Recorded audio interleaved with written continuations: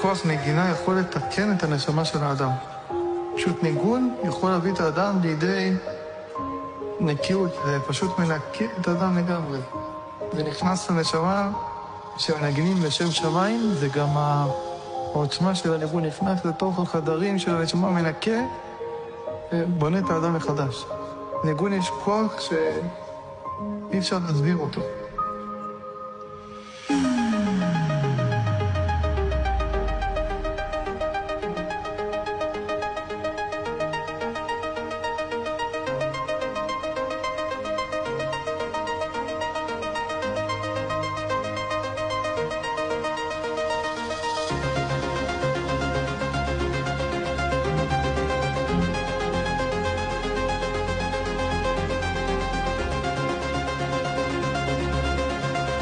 ניגון יש כוח שאי אפשר להסביר אותו.